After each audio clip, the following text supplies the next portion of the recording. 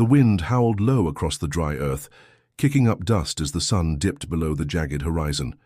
In the town of Dustville, the streets lay silent, save for the soft creak of the saloon's shutter swaying in rhythm with the breeze. Sheriff Amos Granger stood outside the jailhouse, lighting a worn cigar with hands that trembled more from memory than age. The day had been long but no different than most. Quiet, cautious, forgettable. Until the scream. It wasn't loud, more like a choked gasp, barely audible over the wind. Amos turned sharply, his instincts honed by years of war and worse. At the end of the dusty street, a figure staggered from the darkness, her silhouette illuminated by the orange afterglow. She stumbled, then collapsed just feet from the wooden steps of the jail. He was beside her in an instant. Her dress was torn, face scratched, and eyes wild with something deeper than fear. She reached up, grasping his coat like a drowning woman. "Use me however you want," she whispered, voice cracking. "Just don't let him find me." Amos froze. Her words echoed louder than any gunshot he'd heard. He saw the bruises blooming across her arms, the way her wrists bore red marks like shackles, and how she flinched at the sound of his boots shifting in the gravel. There was no hesitation after that. He lifted her into his arms, ignoring the glances from the late-night stragglers at the saloon across the road. Inside the jailhouse, he laid her gently on the cot in the back cell, not locked but safe. She didn't resist, curling up like a child starved for warmth. "Name?" he asked, low and even. She shook her head. "Can't." He didn't press. Instead, he stepped outside again, staring into the darkness from where she'd come. Nothing moved. No hoofbeats, no lanterns. Just the wind whispering secrets no one wanted to hear. Back inside, she was already asleep, or at least pretending to be. Her breathing was shallow, uneven. Amos took the chair beside the cell and waited, watching the night stretch on like a noose tightening around them both. Out there somewhere a man was hunting her. And whatever she was running from, it had driven her to this dusty edge of nowhere, begging a stranger to hide her from a nightmare she couldn't name. If you're hooked already, make sure to subscribe for more intense Western tales filled with mystery, danger, and unforgettable twists. Sheriff Granger knew trouble when he saw it, and this woman, whoever she was, had just brought a storm into Dustville. But something in her voice, in her eyes, had struck a place he'd long buried. He didn't know who she was, but he'd be damned if he let her be found. The morning light painted Dustville in gold and ash, but the jailhouse remained cloaked in silence. Sheriff Amos Granger had barely slept, his chair creaking beneath him every time he shifted. He watched the woman, still asleep or pretending, curled tightly on the cot like a secret, afraid to be spoken aloud. She woke with a start, eyes wide, hands clenched. Amos didn't move. He waited until her breathing slowed. "You got a name?" he asked again, gentler this time. She stared at him for a long moment. "Clara," she whispered, "that's all I can give you." It was enough, for now. He brought her a tin of water and a slice of cornbread from his own stash. She took it without thanks, eating like someone who hadn't tasted food in days. Her eyes never left the door. "You hurt?" he asked, noticing the bruises again. Clara hesitated, then shook her head. "Not like I was." She didn't elaborate. Amos didn't press. Outside, the town was waking up. Boots clattered down wooden walkways, voices rose, chickens squawked, but the jailhouse remained a bubble of stillness, tense, fragile. Amos returned to his desk, sorting wanted posters with a furrowed brow. Clara's name wasn't on any of them, no reward, no warning. Yet the fear in her eyes told a different story, one no paper could print. Later, she sat by the barred window, staring at the dirt street. "He's coming," she said quietly. Amos looked up. "Who?" She didn't answer. Instead, her hand reached for the tin cup again, and he saw the tremor in her fingers. That kind of fear didn't come from fantasy. "I ain't asking for your story," he said. "Not yet. But if you're bringing danger here, I need to know what kind." Clara stood, her frame thin beneath the oversized coat he'd given her. The kind that burns towns down just to find one person. Her voice didn't shake. That frightened Amos, more than if it had. That night, after locking the doors and stoking the stove, he sat on the porch with his rifle resting across his knees. The stars above were clear, the wind cooler now. Still, something felt wrong. A stillness that wasn't peace. He lit another cigar. Then he saw it. A silhouette, brief, far, motionless, stood on the ridge east of town. Just for a moment. Then it was gone. He rose slowly, eyes narrowing, body tense. Clara was behind him now, watching silently. "He's close," she whispered. "He always finds me." Amos turned to her. "You sure he's not just in your head?" She looked at him with eyes so empty, so hollow, they didn't seem real. "No, Sheriff," she said. "I only wish he was." By the time the sun rose again, Dustville had started to buzz with whispers. Word traveled faster than a prairie fire, and though Amos hadn't spoken a word about the woman in his jailhouse, the townsfolk already knew something was off. They saw her once, just briefly, when she stepped outside for air under the sheriff's watchful eye. Clara, with her tangled hair, bruised cheeks, and eyes that didn't meet anyone's. That was all it took for gossip to breed. At the general store, old May Jensen muttered to a customer, "She's got the look of a Jezebel, if you ask me. Probably a criminal." In the church, Pastor Tillman warned of temptation and deception, though he didn't name names. Even at the saloon, where men spoke little and drank hard, the barkeep said, "Sheriff's got trouble hiding behind bars, and it ain't the usual kind." None of that made its way to Amos directly. But he felt the shift. How conversations stopped when he passed. How folks looked twice, more cautious than curious. Inside the jailhouse, Clara said nothing of it. She sat near the stove, fingers clasped in her lap, as if shrinking would make her invisible. But Amos saw the strain in her silence. That night, while cleaning his rifle, he asked, "Why Dustville?" She looked up, slow and guarded. It was quiet. Looked like the kind of place that forgot how to ask questions. He couldn't argue with that. Dustville had been dying for years, sun-scorched, forgotten, rotting slowly under God's silence. "You picked the wrong town if you wanted to disappear unnoticed," he said. "I didn't pick it," she replied. "My horse did." They sat like that, not quite talking, not quite strangers.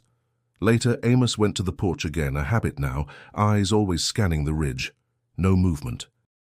But the unease hadn't left. In the stillness, Clara stood in the doorway behind him. "I used to think," she said quietly, "that running would save me, that if I just got far enough, fast enough, he couldn't catch up." He looked at her, but she kept her eyes on the horizon. "But he always does." Her voice held no drama, just the flat truth of someone who'd lived too long in fear. Amos tapped the ashes from his cigar. "Then maybe you stop running," he said. Her eyes flicked to his. "And do what?" He shrugged. "Start making him run." She didn't answer, but for the first time since arriving, a hint of something crossed her face.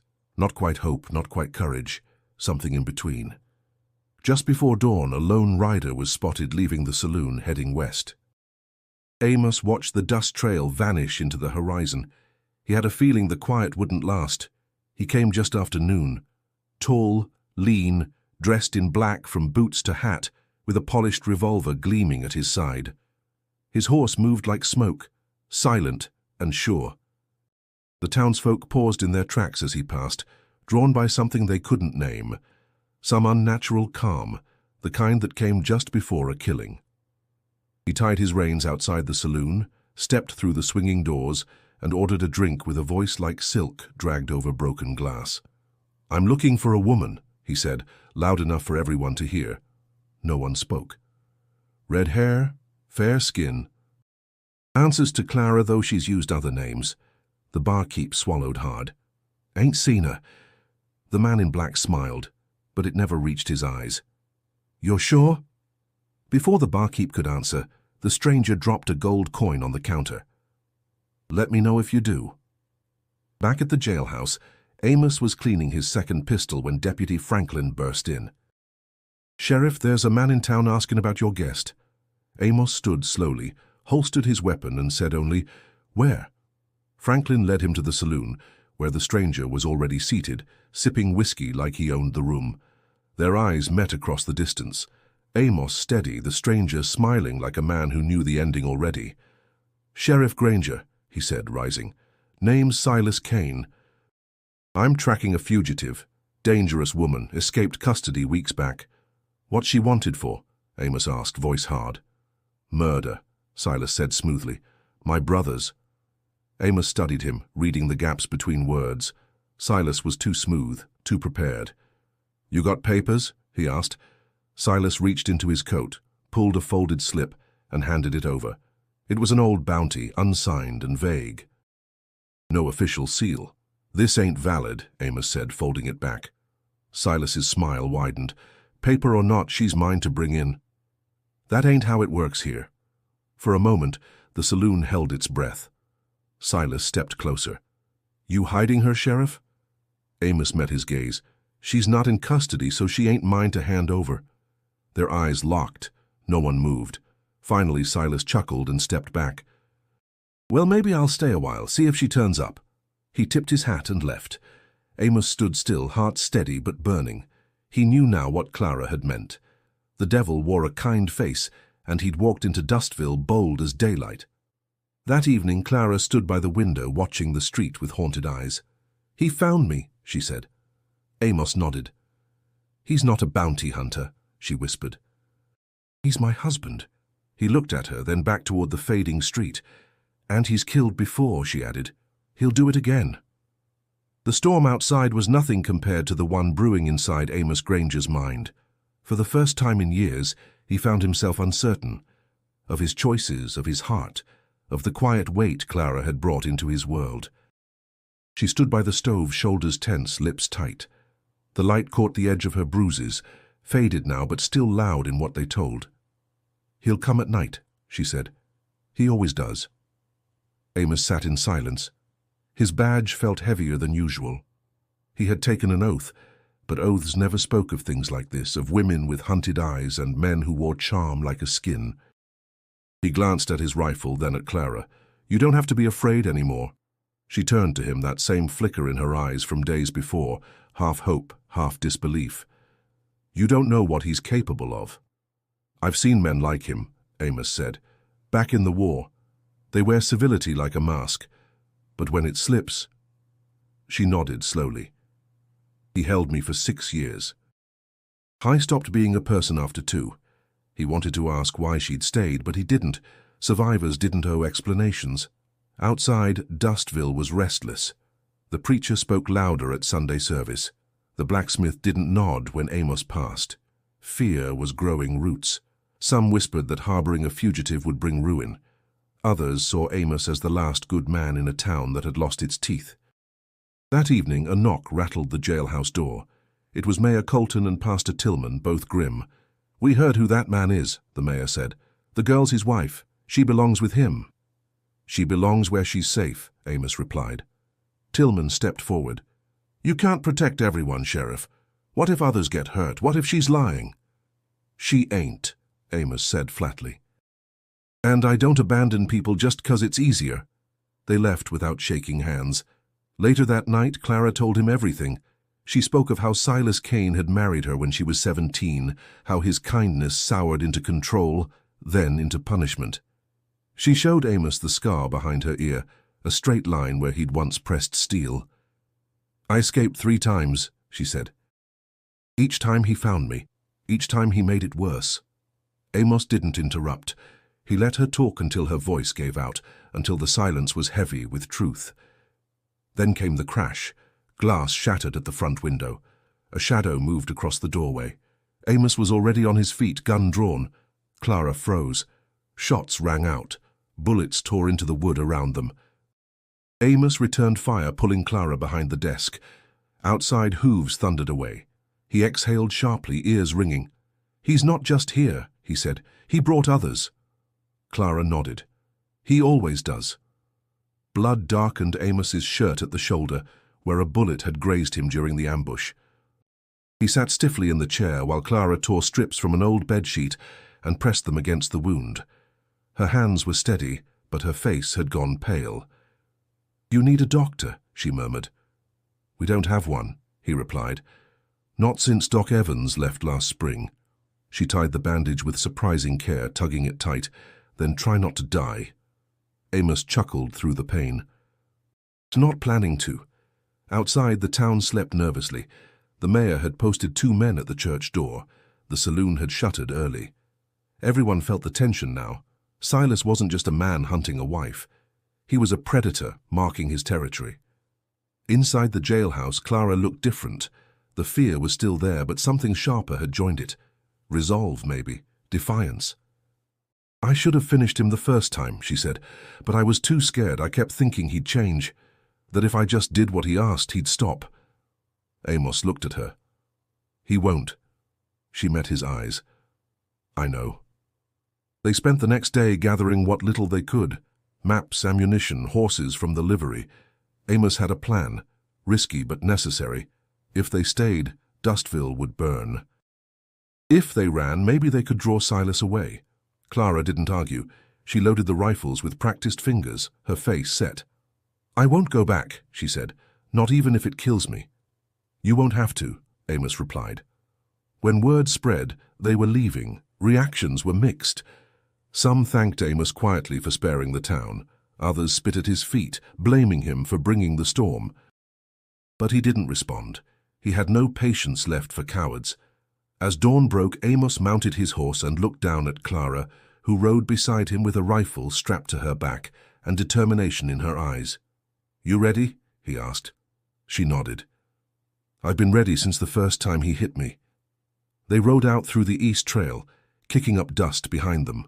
No farewell, no parade. Just silence, broken only by hooves against the dry earth. Hours passed. The sun rose higher, beating down on them, but neither stopped. The canyons were ahead, twisting, dangerous, and wild. Amos led the way, his gaze scanning the ridges. He knew Silas would follow. That was the point. Draw him in. Finish it where no one else could get hurt. Clara rode close, her eyes scanning like a soldier. She wasn't running anymore. And Amos, though wounded and weary, felt something stir inside him, something stronger than duty. They weren't just surviving now.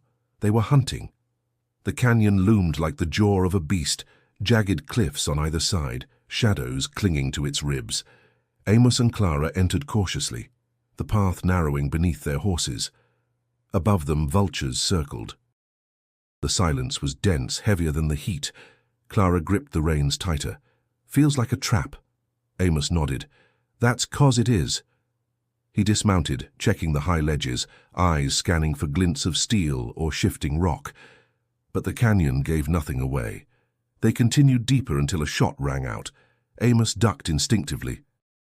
Clara rolled from her saddle, landing hard but upright, rifle already in hand. More shots echoed, ricocheting off stone. "Ambush!" Amos yelled. From the cliffs above, 3 riders appeared, Silas's men. They fired down with precision, forcing Clara and Amos to scramble for cover behind a boulder. Dust kicked up around them as bullets struck stone. "We're pinned!" Clara hissed. Amos peeked over the edge, fired twice, and hit one of the attackers. The man tumbled, arms flailing, then vanished behind the rocks. 2 remained. "We've got to move!" he shouted. They ducked low, moving along the base of the cliff. Another shot rang out. Amos grunted and staggered. Blood bloomed from his side. Clara caught him before he fell, dragging him behind another outcrop. "Damn it, you're hit again!" "Just a graze," he lied, face pale. Clara ripped his shirt and pressed a cloth against the wound. He gripped her wrist. "You need to get out. Now." "No," she snapped. "I'm not running." Above, another man repositioned, trying to flank them. Clara grabbed her rifle, eyes cold. "Cover me." Before Amos could argue, she darted out, sliding behind a fallen log. From there she aimed, held her breath and fired. A cry echoed. 1 more down. Only 1 left. The last man tried to flee, spooked by her marksmanship. But Amos, still conscious, raised his revolver and shot him clean through the chest. Silence fell, broken only by their breathing. But Clara wasn't finished. A slow clap echoed from further up the canyon. Silas. He stepped into view on horseback, dressed as always in black, smile thin. "Well done, darling," he called. "Always underestimated you." Clara stood, rifle pointed. "End of the line, Silas." He dismounted leisurely. "Come now. You know you're not going to shoot me." She didn't move. Silas spread his arms. "After everything we've been through?" "You owe me more than that." Amos stirred behind the rock, trying to lift his revolver. "Put the gun down, Clara," Silas said. "Let's go home." Clara took one step forward, then stopped. "No," she said. Her finger tightened on the trigger. Silas laughed. "You don't have it in you." Her hands shook. One shot. Echoing. Final. The shot echoed off the canyon walls, bouncing through the air like thunder cracking stone. Clara stood still, rifle raised, eyes locked on Silas as he staggered back, hand clutching his side. Blood seeped between his fingers, staining the black fabric. He didn't fall. Instead, he laughed. "Still a lousy shot," he wheezed. But he was bleeding, wounded, not dead. Amos, barely conscious, pushed himself upright, blood dark on his side. He aimed his revolver again, but Clara held up a hand. "No," she said. "He's done." Silas dropped to his knees, still chuckling. "You think this ends it?" Clara stepped forward, rifle still trained on him. "It ends now. Not with revenge. With justice." Amos groaned, leaning against the rock. "We take him in." She nodded. Silas sneered. "You think a jail cell can hold me?" "I don't care," Clara said. "You won't control me again." She tied his wrists with Amos's spare rope, tighter than necessary. Silas cursed, spit blood, but didn't resist. His arrogance cracked just enough to show fear beneath it. They dragged him to Amos's horse.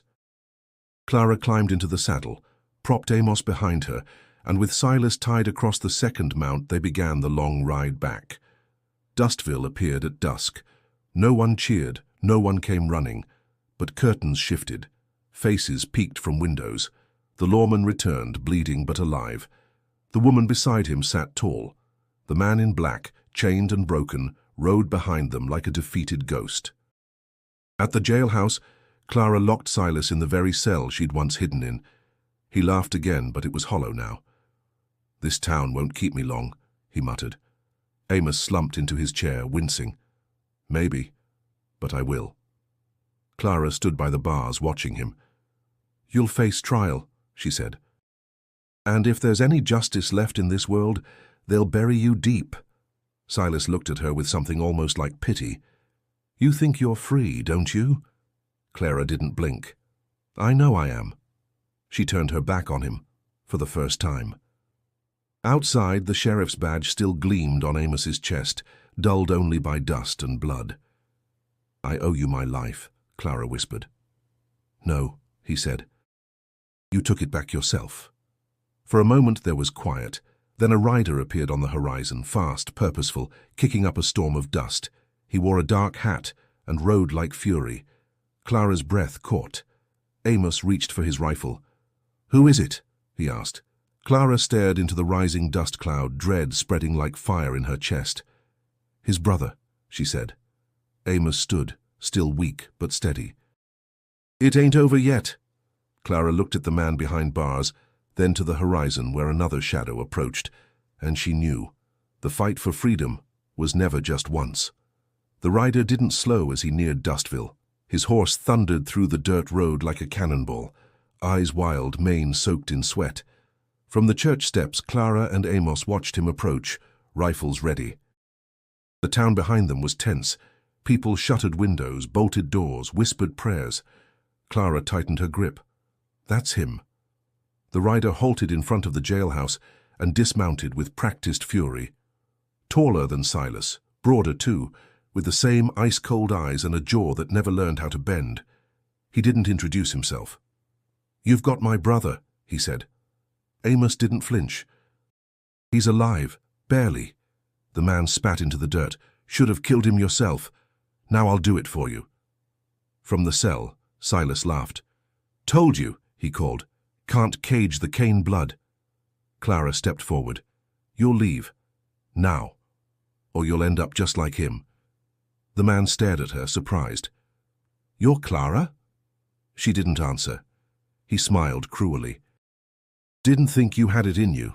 A shot rang out. Amos fired into the dirt at his feet. You'll speak to her with respect, he said. The man drew his revolver. Gunfire exploded across the street. Amos dropped to one knee, returning fire. Clara ducked behind the church's stone steps, her rifle picking targets cleanly. The stranger had brought men, 2, 3, maybe more, fanning out behind water barrels, hitching posts and crates.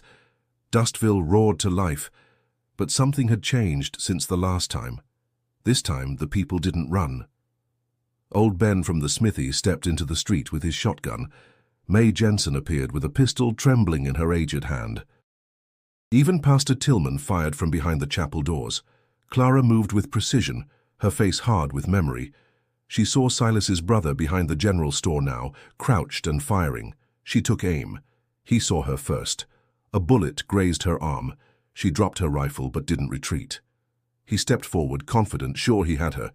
Then Amos appeared behind him. "Drop it," the sheriff barked. The man turned, gun raised. 2 shots. Silence. Amos lowered his smoking revolver. The man fell. Blood soaked into the dust. The rest of the attackers fled. Their will had broken. Inside the cell, Silas screamed with rage. "You cowards! Come back! You hear me!"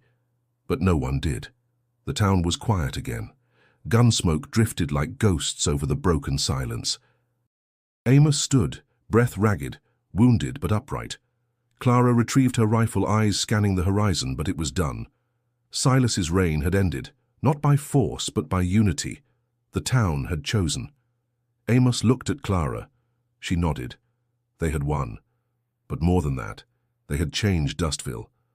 Morning broke over Dustville with a strange quiet, peaceful, not hollow.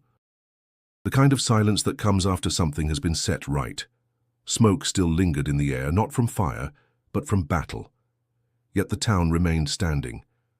And for the first time in a long while, it felt alive. Inside the jailhouse, Silas Kane sat slumped in his cell, wrists bound, pride shattered. His voice, once a weapon, had gone hoarse from shouting. He no longer smiled. His brother's death, the failure of his men, and the weight of justice had all finally caught up. Clara watched him from across the room. She said nothing. She didn't need to. He looked at her one last time, and for a second, something like regret passed through his expression. Then it vanished, swallowed by the bitterness he'd carried all his life. Amos stood beside her, still bandaged, still healing. "You ready?" he asked. She nodded. They left the jailhouse together. The street was different now. People stood outside their homes. They didn't avoid her eyes. Some even nodded. A few smiled. May Jensen handed Clara a fresh loaf of bread. "You're one of us now," she said. "Whether you like it or not." Clara didn't cry. But her voice cracked when she whispered, "Thank you." A week later, the circuit judge arrived. Silas was handed over to federal marshals. The cell he once mocked became his coffin of steel. He left Dustville in chains. No one waved goodbye. With the danger gone, Clara began to rebuild. Not just herself, but the town. She reopened the old medical room behind the general store. Started tending to wounds, births, fevers. She didn't call herself a healer, but people trusted her hands, and that was enough. Amos returned to duty, slower perhaps, but more present than ever. He trained new deputies, taught them that justice wasn't just bullets and bars, it was patience and truth. And one evening Clara stood beside him on the jailhouse porch, watching the children race down the dusty street. "I never thought I'd live long enough to see peace," she said. He glanced at her. "Feels strange, doesn't it?" "A little. But good." She nodded, smiling softly. "Yeah, good." The sun dipped low again, casting long shadows across the buildings. But those shadows no longer held fear. Clara had taken her life back, and Dustville, once silent, broken, had found something worth standing for. If you were moved by Clara's strength and Amos's journey, don't forget to subscribe for more Western legends, tales of resilience, redemption, and the fires we face to reclaim our lives. And if you're ready for another ride, don't miss the next story waiting for you right here on the screen. Justice had come, and it rode tall.